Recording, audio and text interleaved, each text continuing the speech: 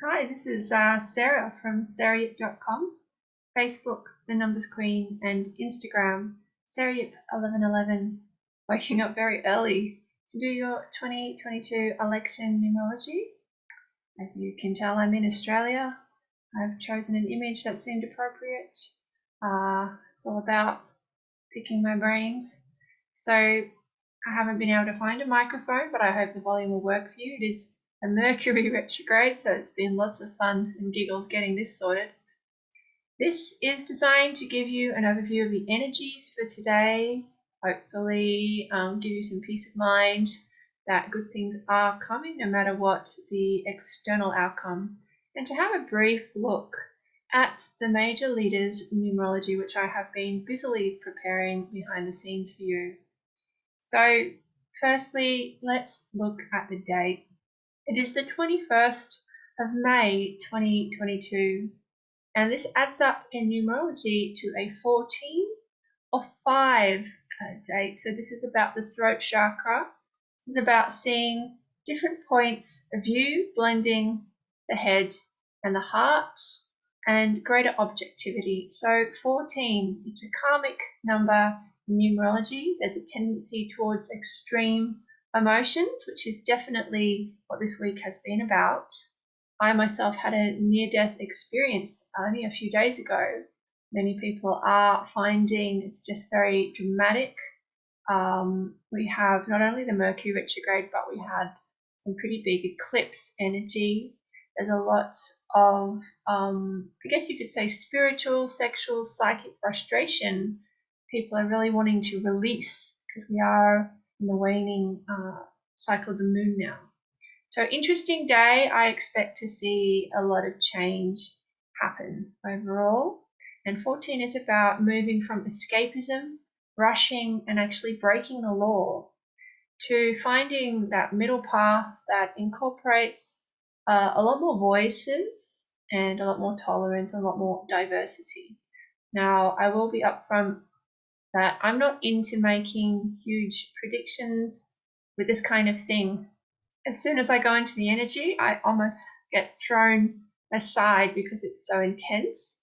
I think it's more my place to be a correspondent and show you both sides and help you to believe in your personal power.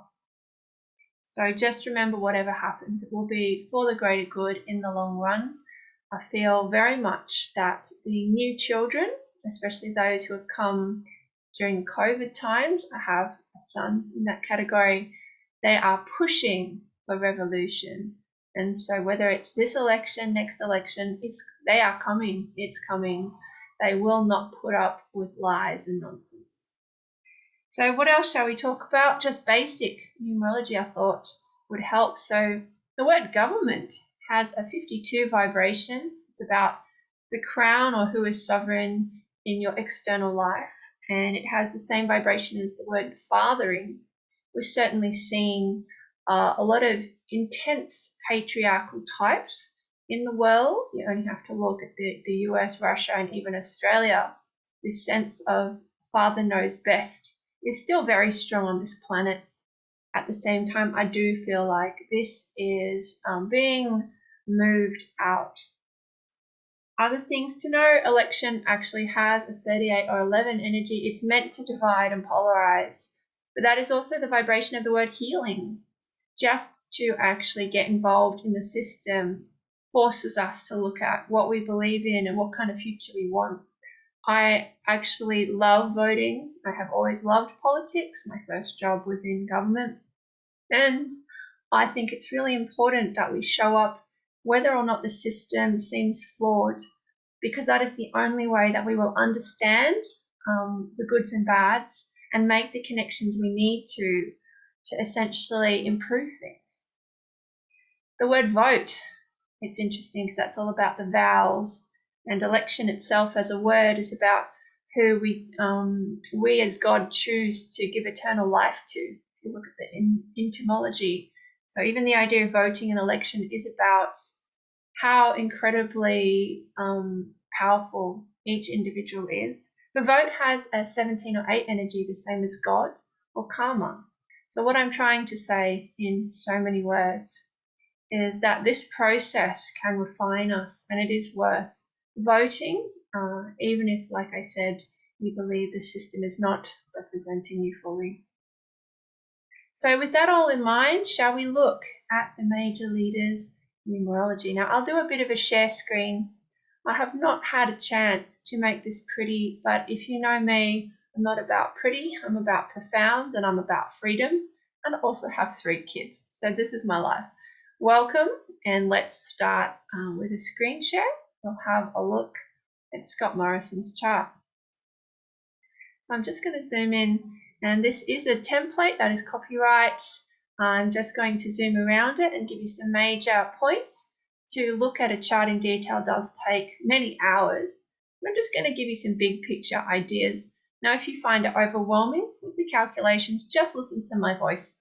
That will work perfectly well. Okay, so number 1, this is a chart for Scott Morrison, the current Australian Prime Minister. Scott was born, let me just zoom down here. He was born on the 13th of May, 1968. This makes him a number 33 life path, which is about being a master healer or double communicator when he's exercising that 33 vibration. This is someone who is a whistleblower. They bring things to a head and they show us basically where we need to think for ourselves. He can also function as a 6, in my experience working with a huge amount of master number people, including 33s. Often 80% of the time is spent at that simpler level, and I am an 11, so I am speaking from experience. I have a lot of 33 energy myself. So they can also work at the 6 level. So instead of having that double big mouth, the 33, the 6 is about the third eye and actually bringing that level of spiritual responsibility, cosmic parenting into the world. Often there's a very strong conscience. If you look at Scott Morrison's numbers, he has the 369 of strategy and intelligence. He's very good at speaking, it has to be said. That's probably one of his greater gifts. And the 159, which you see particularly in people from the 1950s, but also some younger people. And this is someone who is incredibly determined, like a bulldozer, which is a word he's used to describe himself. They're very much survivors. They rarely take a break or step back. It actually can require very heavy feedback for them to admit that they've made a mistake or that they're on the wrong track. So there's obviously pros and cons around that. So this is a typical chart for someone who would lead and who is very persistent and perhaps even dominating. Now, I've had a good look at his chart, which it is, as I mentioned, there's a lot of calculations here. But the main thing I noticed is he does have a missing number 7. Now, almost all of us have a missing number. It doesn't have to hold us back, but it can.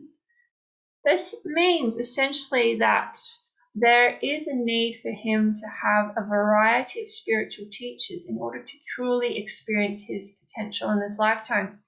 Now, I'm aware from his research that he's mainly, I suppose you'd say, Christian, and actually one of his pastors that he followed, the Hillsong pastor, was actually found out to be somewhat corrupt.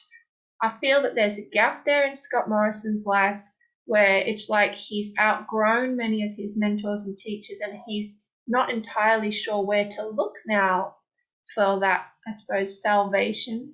I mean, obviously there's still the God concept for him, but it just feels like he's not sure where he's going. And I felt that was extremely expressed by this week when he ran into the little boy on the sporting field. He didn't see him. I felt that was a very good metaphor. And remember, when I present my information, I'm trying to be as open-minded as possible.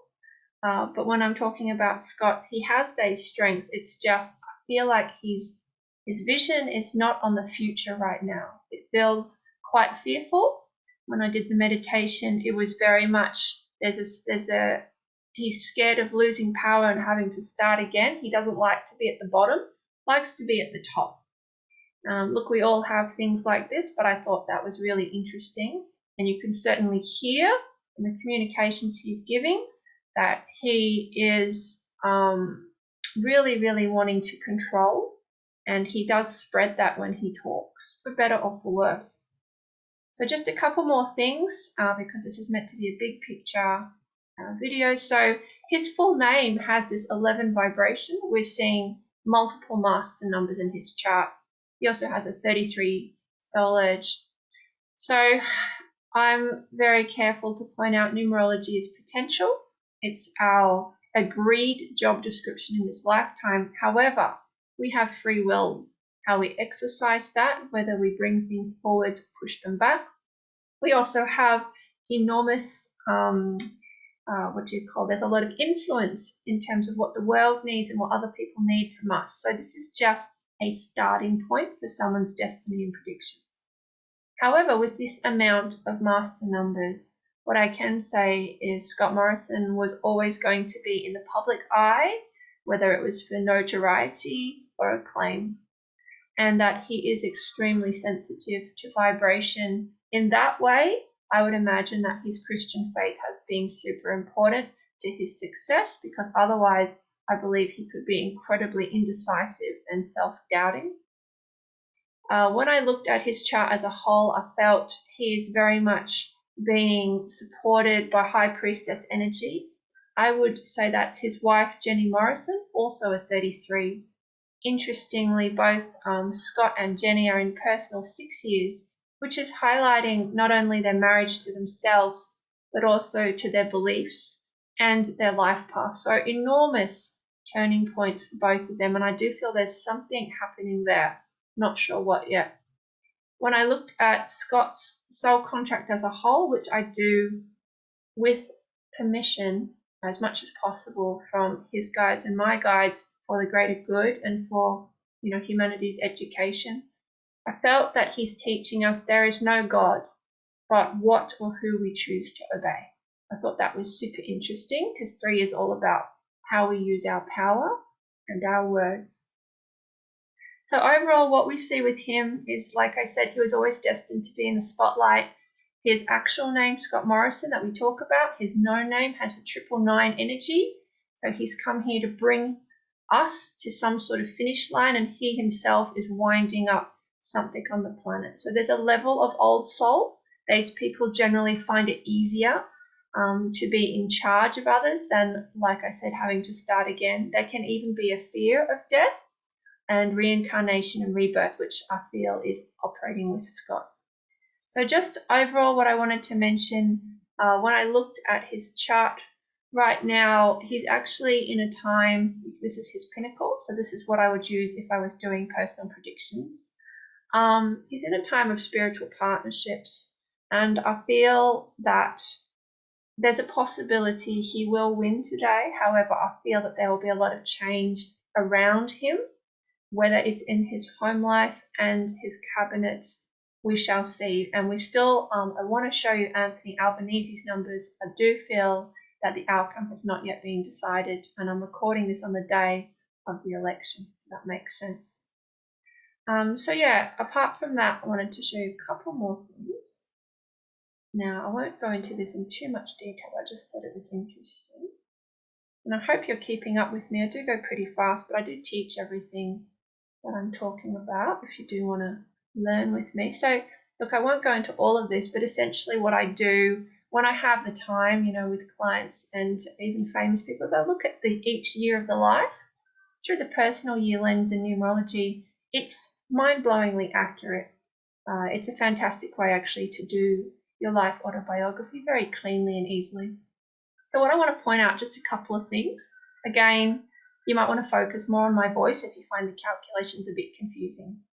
So we know that Scott Morrison has strong 6 energy, and we can see actually in his personal 6 years, there's always been a lot of transformation. For example, when he was 9, that was a personal 6 year, he was handing out how to vote cards for his dad, who was a mayor. If we move forwards, I'm just going to skip forwards a bit. We know that he was starting out in real estate and then moved into tourism around his life path turning point of 33, which was in New Zealand, a 6th country, which is interesting. If I just show you one more thing. Excuse me while I just jump around a tiny bit. Here we go. So this is where it gets super juicy, I suppose, because this is where we get closer to what's been happening. So he got pushed out of that tourism role after a lot of conflict. This seems to be a pattern for Scott Morrison, making and breaking deals. I feel in his heart there's definitely a level of warlord going on there. So we can see basically in his one personal year, which is the beginning of a cycle, he started to move into power on the front bench.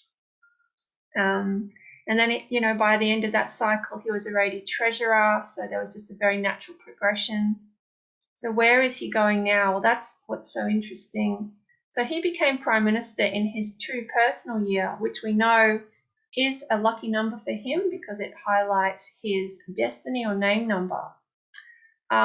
He's had a very difficult time, I guess you could say. I mean, he had major controversies around the bushfires when he went to Hawaii, which interestingly is a 33 energy. There's been a lot of the abuse allegations, Brittany Higgins, the thing with Grace Tame. We've obviously had the COVID pandemic, the vaccine stroll out, as they call it. Certainly been an up and down time. So I guess the question will be, he, I believe, has come to power at a time to highlight what has been hidden from the public. And I feel that today, if people have opened their eyes enough, they may choose to actually move him on, having got the lesson, or it's possible that as a country, we're still learning this lesson. So I feel the balance is, I feel it's undecided still. And if you're watching this, all I can say is listen to your heart. Listen to your heart. In the end, with all politicians, what I suggest to people is, would you let them hold your baby? Would you want them being your nurse in a retirement home? Would you like them to be your doctor? Because in the end, government does decide the types of people who go into those roles. Are they in it for the money, or are they in it for the community service and altruism? It's just something to consider. So here's what else I want to talk about. Let's also talk about Anthony Albanese. So he is the current opposition leader. So just give me 1 sec while I bring this up. I hope you're finding this interesting. I do put a lot of energy into these things, and I want to particularly thank my clients, my family, my Patreon group who do support me so much with this work. Okay, so let's do it. Okay, Anthony Albanese, such an interesting character. Where Scott Morrison basically represents a very typical patriarch, very strong fathering energy, and there's definitely a suppression of that, that I suppose you call it a princess or younger female energy. It's like, I know more than you, I'm going to keep you safe, whatever that means. You get the impression with Anthony Albanese, there's a very strong, rather than that king energy, more of the queen energy, actually. So interestingly, Albo, as they call him, is also a 6. However, he's not the master number version, but we'll see that number does come up. There's strong 33s in his chart. So this comes from his date of birth, the 2nd of March, 1963. Let's have a look briefly.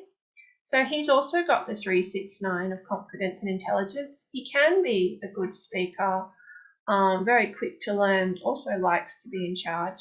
Slightly different energy, doesn't have the 159 bulldozer. So has to get his power differently to just basically steamrolling his way. The 123 is someone who generally is quite logical, a good performer, able to present ideas in a winning way. I generally see this formation in people who are CEOs, people who are the front face of something. Now, a couple more things I want to show you about him. If we go up, so it's very interesting when we look at his full name. Let me just move my head. So I've had to do this over 2 rows. He has a 6 name, so geez, there's a lot of 6 energy in this election. No surprise, 2022, 6 year for the planet. Super interesting. So what we see is he has a 6 destiny. He's here to be that cosmic guardian, cosmic father or mother figure. They tend to be fairly responsible. There's also a 6 in his soul edge with his relationships, 33 in fact. So actually he would probably get along with Scott Morrison at some level if it was outside politics. It's very interesting how these things come together, and perhaps there's some past lives there. So basically what we see with Anthony Albanese, all the sixes would make him very, very idealistic, and that makes sense because he has come from the far left of politics ever since he was a student.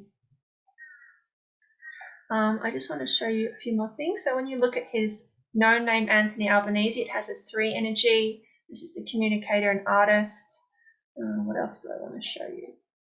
Right, so at this point in his chart, what we see is, so 2022 is actually one of the most challenging years of his entire life.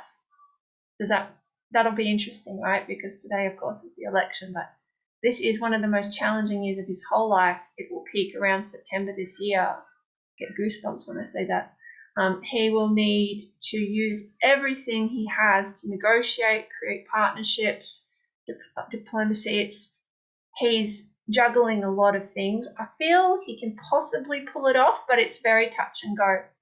And what we see is that everything's coming to a head for him in the next couple of years. He's going to build something he'll be very proud of. Now, I say this because, if I can just go up here, we live in these 9-year cycles, and Anthony Albanese is in an 11-year, which is why I said he's in a challenge time, because he's got a 2 challenge in his pinnacle. Sorry, that's too much, probably too much numerology, but essentially he's in a really tricky time, but he might be able to pull it off, and it could be something that he will, be really pleased about later on. So the 11, of course, is another spotlight number, so no surprise that he is in opposition. What else did I want to talk about? Right, this is just something that came to me because I am psychic as well as doing these more structured types of reading methods. Look, Scott Morrison, it has to be said, he definitely has come to power on a basis of fear. Even the way that he got into power, there was a lot of strategizing and moving around. It's interesting, for example, the crocodile hunter Steve Irwin was a 24/6, like Anthony Albanese, and I feel that there's some sort of destiny here that it's like I feel that Anthony Albanese is really big on the truth, as much as he can be being in politics. And I feel like that comes from when he was younger, he was told his father had died. So until 14, 15, he'd been told his father was dead. But then he found out his father was alive. And it was just because there was this shame that his father and mother had this sort of fling on a ship. So I feel like that's very foundational for him. Anyway, so that's just my 2 cents there. And I want to show you a little bit about his personal years, and we'll start to wrap up. Okay, so the first one is... Now, I always go through the childhood when I'm doing charts, especially for, clients where I have that opportunity, but also famous people, because you learn a lot from the past. So I've already mentioned Anthony Albanese, very different upbringing to Scott Morrison. Scott Morrison from the Northern Beaches, very much quite a wealthy start, whereas Anthony Albanese's come from council flats and a single mum. There was also a lot of racism with him, being Italian at the time, So what I want to talk about is, right, so he's got a very interesting trendsetter energy. So he was the first person in his family to finish school and then also to finish uni. So other things I noticed here, he has moved into politics by taking quite a few risks. I suppose coming from the hard left, that's a pretty extreme energy. He's come into power around 33, very interesting. He came into power on his birthday into the House of Representatives. We know that 33 is a turning point in his chart. Interesting, ScoMo is also a 33, seeing a bit of a pattern here. He was huge on this particular bill, which kept standing out to me. He wanted same-sex couples to have the same access to super. He kept trying to pass that bill 3 or 4 times until it finally went through after about 9 years. I thought that was interesting. I think that's quite telling in terms of his character. I do feel that he fights for the underdog, probably sometimes too much, but very interesting. As they say, you can really judge someone's character by how they treat the little people. Do they talk down to the children or truly, kneel down and listen to them? Do they look after the wait staff, the taxi drivers? I feel like it's always a real sign of character. I wanted to bring your attention to something I found super interesting about Anthony Albanese. So his son was born in 2000, his son Nathan. I just burst into tears when I did this chart. There's a lot of love between him and his son. Now, Scott Morrison does have daughters. He had a difficult journey with IVF and Jenny, but at the same time, I didn't feel anything like the extent of grief and joy when I tuned into this. So I definitely feel Anthony Albanese is much more in this place as a person, as a soul, more in contact with the earth, the female, the mother, the nurturing energy. His ex-partner, Carmel Tevitt, she was, I believe, Deputy Premier of New South Wales, or it was a high political position.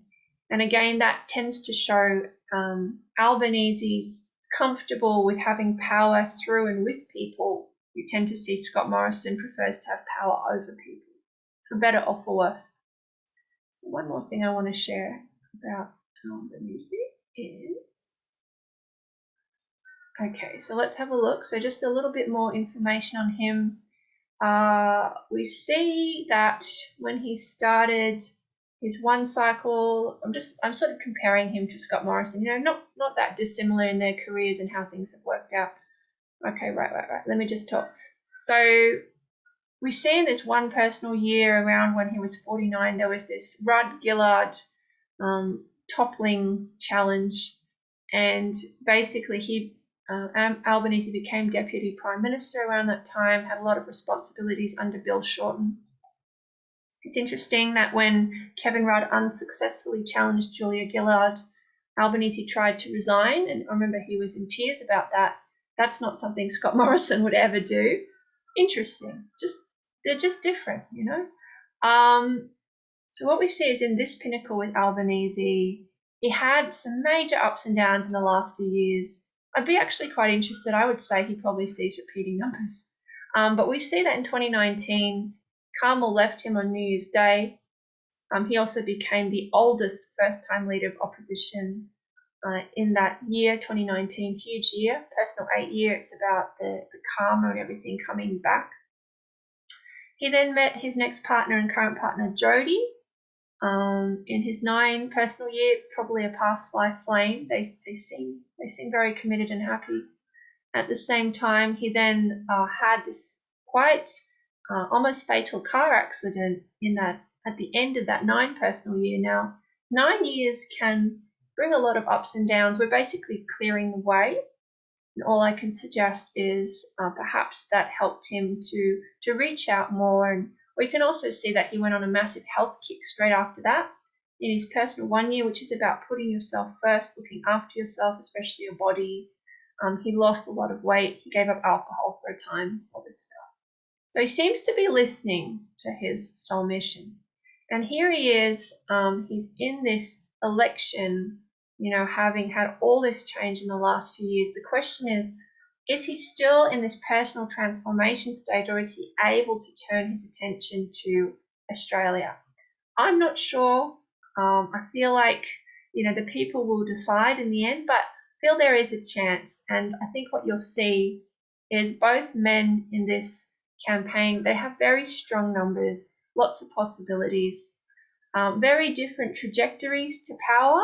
And I feel that where they want to take the country is also extremely different. And that's really where I'm just encouraging you to vote. Like I said, for the people you would want feeding you, nursing your children, looking after your well-being, because that's what we're setting up in play. Most of the people watching this, you're probably like me, mid-years of your life. And we know, governments, all the actions they're taking, they can have generational impacts. So please do think from this place, not just this place today. All right, so I'm starting to wind up. Last couple of things I want to mention. I think it's really interesting, Anthony Albanese, one of his main supports is Penny Wong. Some of you might know she's a senator. She's always been in shadow government, much to her frustration. A personal story. So when I was younger, my first job was as a graduate in the Australian government. That was a hugely competitive process, about 800 people. Pretty sure I got the job because I made a joke about 2001 Space Odyssey. But look, when I first saw Penny Wong, I remember the moment actually she walked in. It was 2003. I was blown away. She was so clear in her energy. She attacked all the other people in Senate estimates to try to find out what was really going on with the spending. And she really inspired me. So I know she's also had ups and downs, but one of the reasons I'm doing this is I would like to see someone like that in power. You may or may not know, Australia is a very multicultural country and we have the worst representation, especially in terms of, I suppose, people of colour, women, those from places of disadvantage. And it's a shame because, we can really add a lot, I think, to the conversation. So I have personally voted Liberal, Labor and Independent throughout my life, and I hope that I presented this to you in a way that doesn't sound preachy. I just want to encourage you to go out and vote. It's a really important election, and no matter who wins, I just think that it's pivotal that you stay in your confidence, because even just by going out and doing that, you are adding energy to something that, we can improve over time. I'm in the new age industry, and it has to be said, there's a lot of skepticism towards politicians. A lot of people can't stand them. They don't want to talk about it. But at the same time, I see the same thing around money, and I see the same thing around religion. And I think sometimes that's a massive handicap because those are real issues, and it's no point being a backseat driver. So yes, there's a huge amount of flaws in the political system, but it's important to understand where it's going because it is influencing your everyday life and those of your, whether it's your children, your business, your projects. So with all that in mind, I wish you a really wonderful day, a really fantastic week. Thank you for being interested in my work. I'm going to finish up with some tarot cards. So what I experienced today is, excuse me while I try to sort this out. The stars are coming out. The star seeds, those of us who came to the planet to bring the future in, those of us who see 1111, we are rising. I feel that, here we go, Scott Morrison, he got Ace of Swords. I feel potentially may come back, but if he does, he'll have to be a completely different mindset in order to stay in power. Anthony Albanese at this point, and there's a lot of frustration with him. He really wants to move us on from where we are. The question is whether he's moved on enough in his personal life to be able to give us that attention. We shall see. Look, it has to be said, even if he would win, there are other people behind him who seem quite strong and could support him.